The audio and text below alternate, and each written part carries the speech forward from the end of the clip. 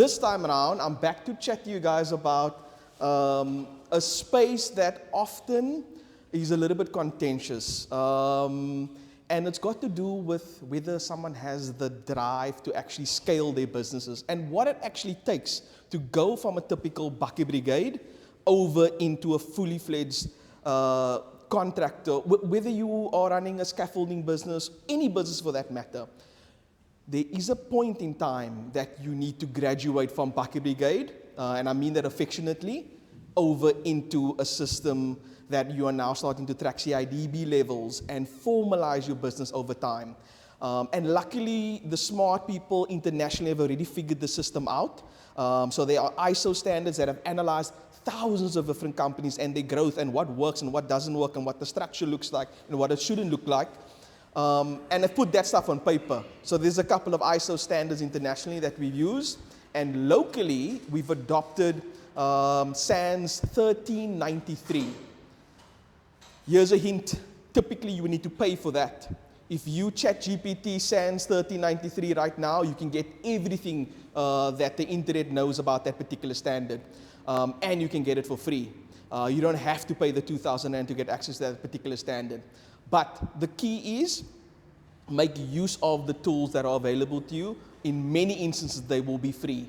Or reach out to connections or resources that does have access to this type of information. When my wife asked me, what's the topic for today? Because she saw how passionate I was the last time I came back, just connecting with all of the guys in this room. And this time around, so I said, look, it's about a standard, it's SANS 1393, and she went, boring. I'm like, no, babe, what you don't understand is that this is the reason why people remain kind of just working day to day. If they understand even the five, at the very basic level, the 5 tenets of what this SANS standard is expected to explain, and adopt it, even if it's just a one-pager, mini little procedure, for whatever I'm going to describe in the next minute, that's the key. And you don't have to go from no structure to fully fledged documents with quality manuals and safety files and check files and all sorts of things like this.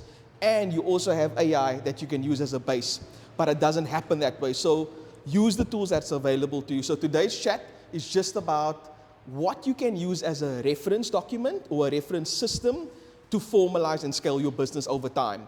And it's applicable to any type of business, but primarily this one is specific to construction and contract-related works. And it's also something that the CIDB, our regulator, is also pushing quite hard. So know that it exists, and I'll explain to you a very quick overview of how the system works and what they're actually trying to get you to implement to some degree. The key is you don't have to go all the way to the top and have thick docs. Start small. Just start documenting what your processes and procedures actually are, and I'll describe kind of the themes that comes out of that standard in a minute.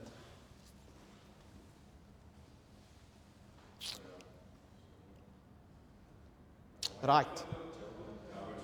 Was that no, that was definitely not Joburg. You've got it. Perfect.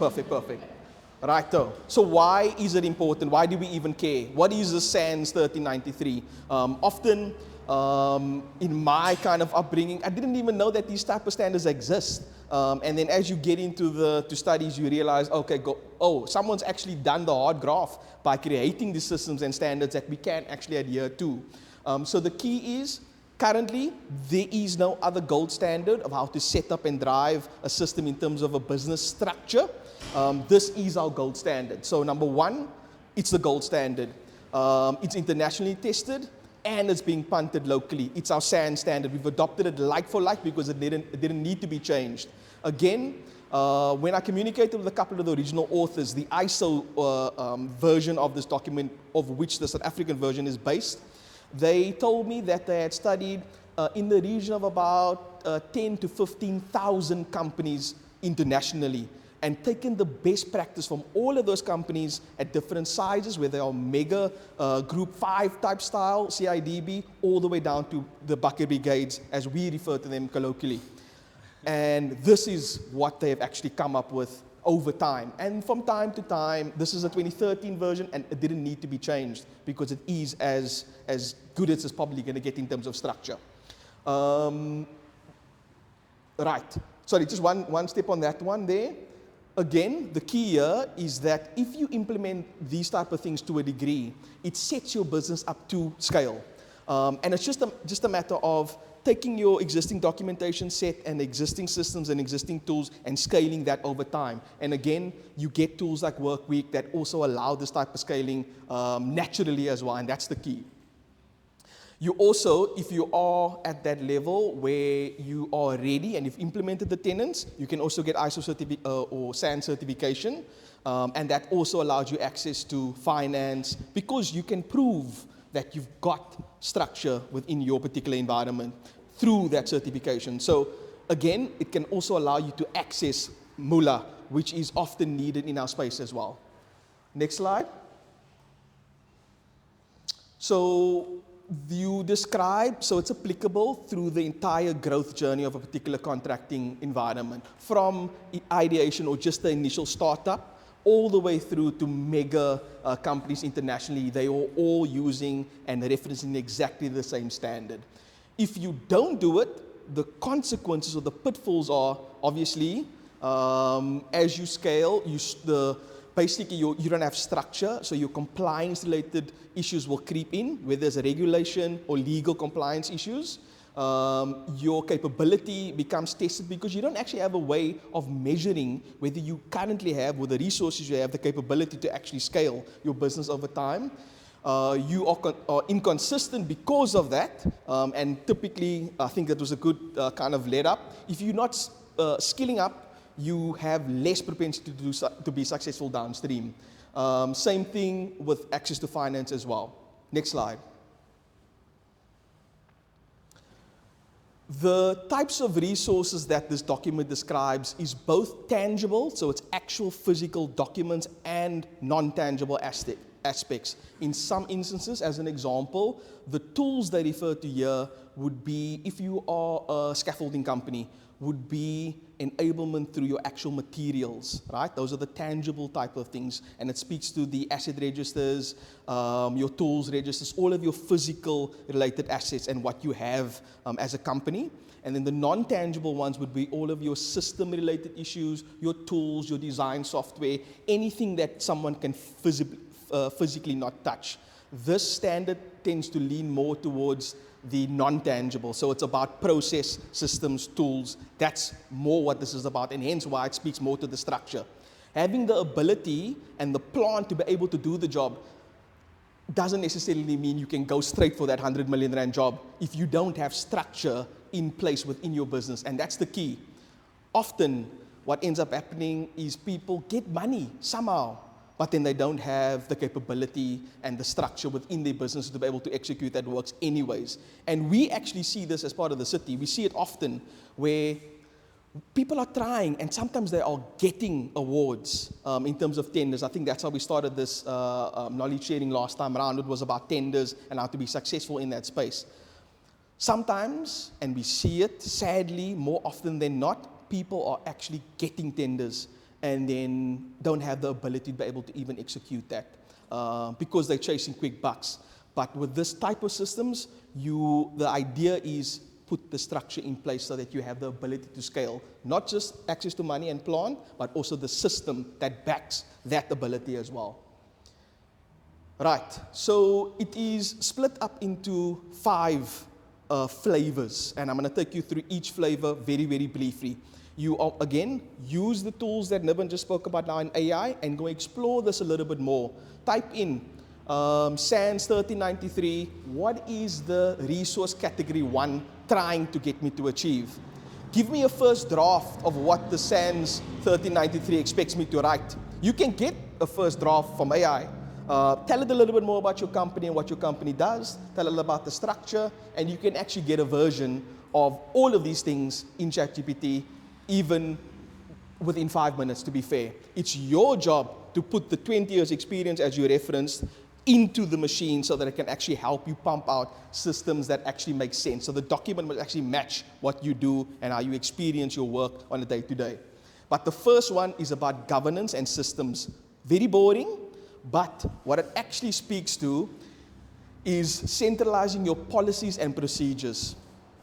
Now, in the Bucky Brigade world, yes, there are policies and procedures. It's just known to the director and the owner, and in all likelihood, the owner only. He knows if there's a complaint, it's going to come to him. He addresses that complaint in a particular way. If it's a snag, he's going to sort it out in a particular way. But it's in his mind.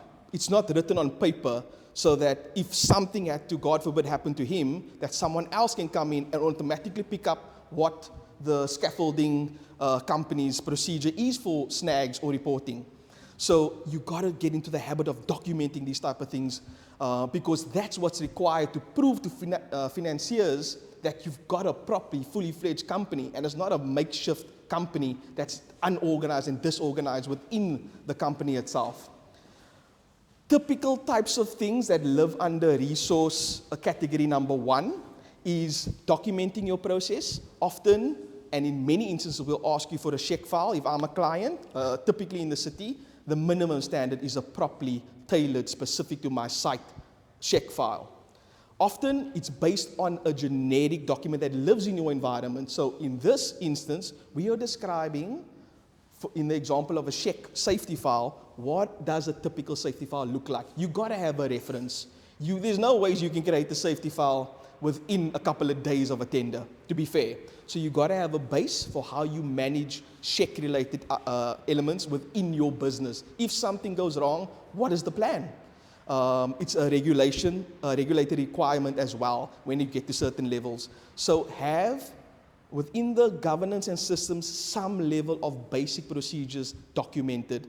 Not only for replacement of the resources, but also so that the knowledge generated through the company's existence is captured somewhere, preferably digitized in a form. Number 2, construction management plans or work execution plans or work methodologies. How do I think about Colin Whitehead and the painting? What is the procedure of actually setting up and prepping an area, taping it up? We know practically what it is, but has it ever been documented in a 100+ year company? In all likelihood, not sure, we'll have to ask Colin, but it's become common practice. He knows the procedure, he knows what happens: move, tape up, prep, clean, start the paint work. But is it documented somewhere in his plan? A classic work methodology execution plan. In construction, we ask for it. Again, in many tender entities, in many tender documents, we ask for that as well. So have, for your specific company, what is the job that you do? Document your procedures carefully in terms of how do I go about executing your works. That's example number 2 when it comes to governance and systems. And then right at the bottom, and this one is often forgotten because it always starts and ends with the big boss. Have some level of role defining within your company. Typically, the buck stops, especially with smaller companies, with the big boss. But the reality is, you need to be able to spread the load. You are paying your resources, it's being tracked by work week, but are you getting the value out of your resources as well? So as your company grows, define roles, define a scaling structure in terms of your organogram, and assign the resources and accountability. What is the responsibility of that individual? Have it written down, have it known. Often it's maybe a job spec that someone went out on, but have those type of things documented so that we know. In government, in our space, we've got what they call the system of delegations. Now, yes, it's regulation, but the same principle needs to exist within your companies as well. Make it known who makes what decision, because as an owner, you can't be everywhere all at the same time, especially if there's multiple sites. And you have to be able to document and define how far of a decision can I make, or can your site manager make? Can he go and say, okay, I need to take some resources from another site without even contacting the big boss? Yes or no? Whether it's right or wrong, someone needs to be able to say that he is allowed to make that type of decision. So another one is role definition. Often this doesn't exist in many companies, and the buck stops with the big boss.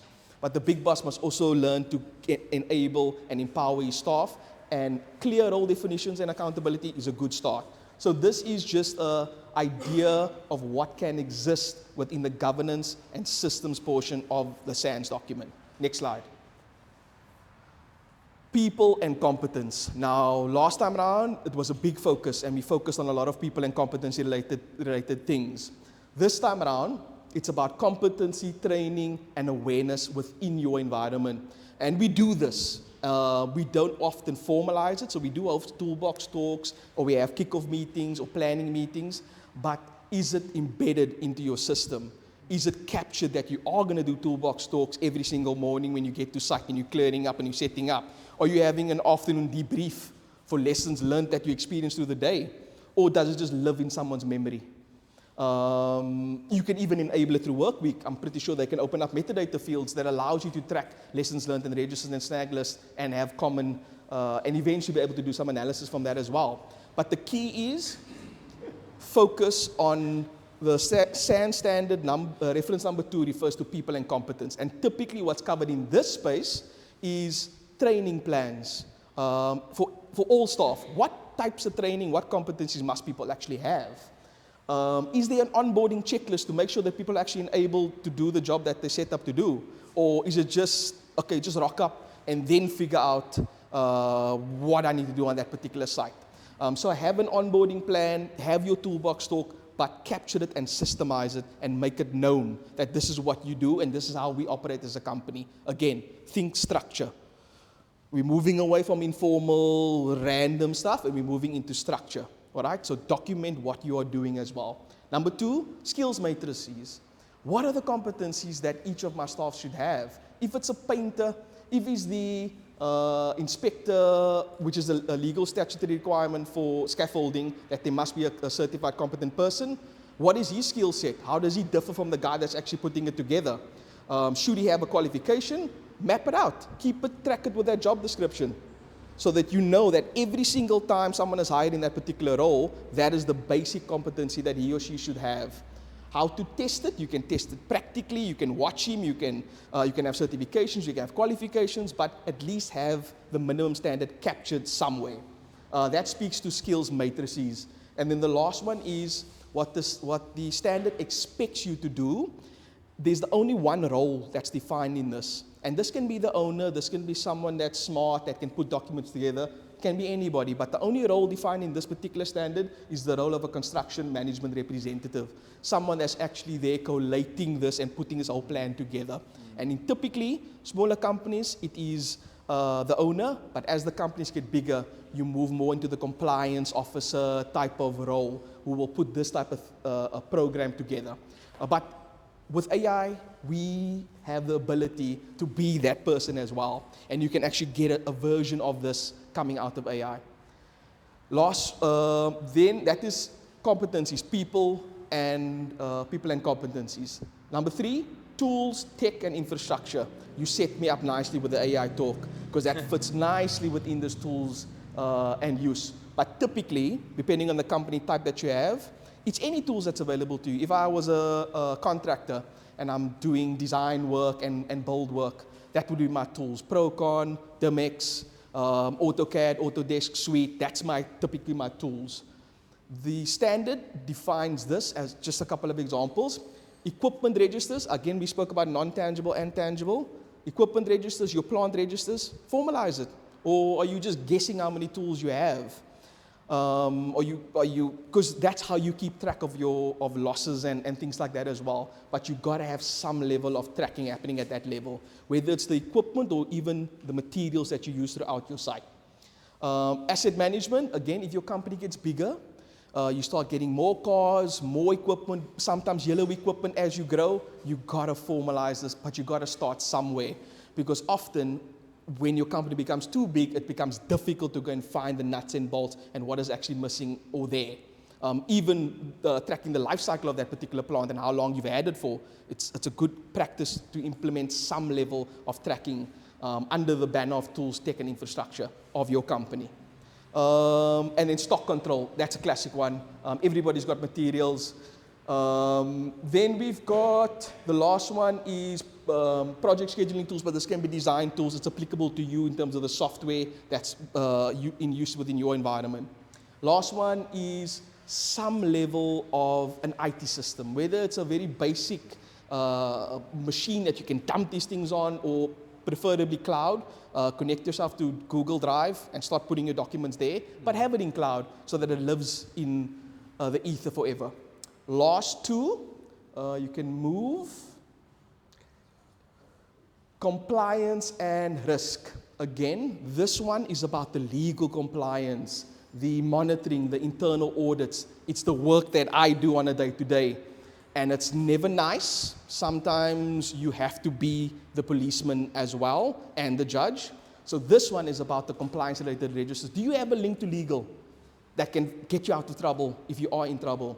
What are the statutory requirements? Is the Department of Labor, if it's a work permit, these are all of the legalities and the compliance-related things that government will typically need you to jump through.